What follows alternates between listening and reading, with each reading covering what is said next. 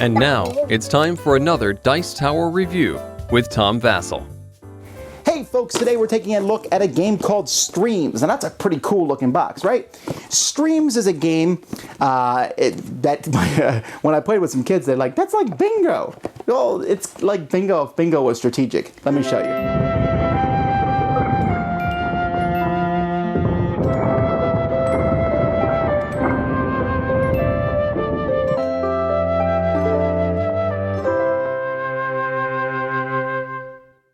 The box for Streams is probably too big for everything, but it does look cool, and I like these boxes with lids. But anyhow, in it is a huge pad of paper, which is good, because each person in the game is going to get one of those. Then you have a bag full of tiles. Now, in this bag full of tiles, you have numbered tiles here.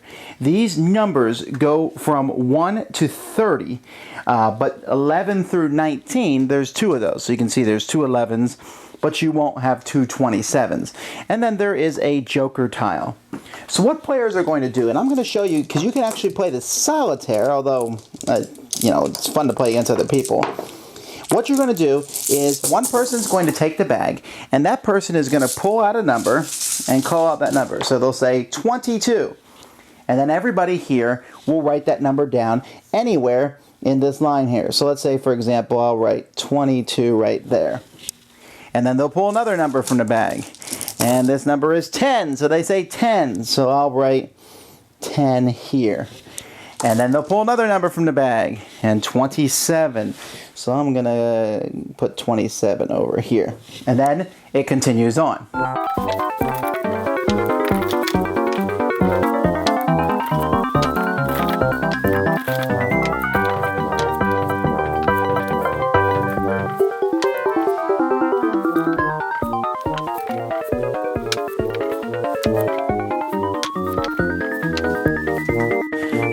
Well, there we go. It started out so promising and didn't end so well. What you're trying to do is you're trying to get sequences or streams of numbers. A stream of numbers is when you take the set of numbers from highest to lowest. So you can see here, I have 25, that's higher than 4, so I start over again with 4. 4 to 20, there's a stream of two numbers. Then 6 and 28, another stream. Nope, 10. 8, 12, 13, there's a stream of 3. 9, no good. 5, 17, that's good. 15, 19, 21, 22, 23, 24, 26, 27. Woo! That last stream was the best one. And then I see how much each stream is worth. A stream of 1 is worth nothing. A stream of 2 is 1 point, so 1, 2, 3 points for those 3. A stream of 3 is 3, so that's 3 points, so that's 6. And then a stream of 8 is worth 15 points. But if I had switched at 15 and 17, and then I could have had a stream of 10, which would have been 25 points.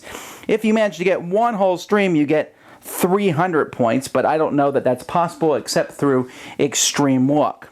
A couple things. If you draw identical numbers, you're allowed to put them right after each other. So I could put 11, 11 in a row, and that would still count for purposes of the stream. You can also play with expert scoring, which 6, 12, and 17 have lower numbers. In 6, you would get 3 points instead of 9. In 12, you get 20 points instead of 35. That's kind of to discourage you from getting those. I don't know how that's really expert.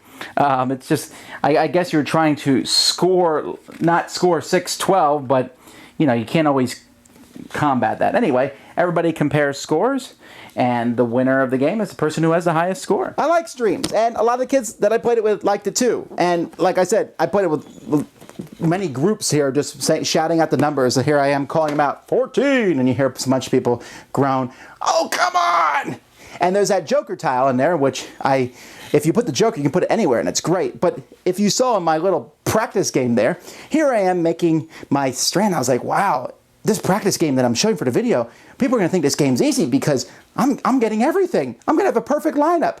And then when those last tiles got drawn, just got shot to pieces. This game has a similar feel to me than a game that I have up here on the shelf called Take It to the Limit.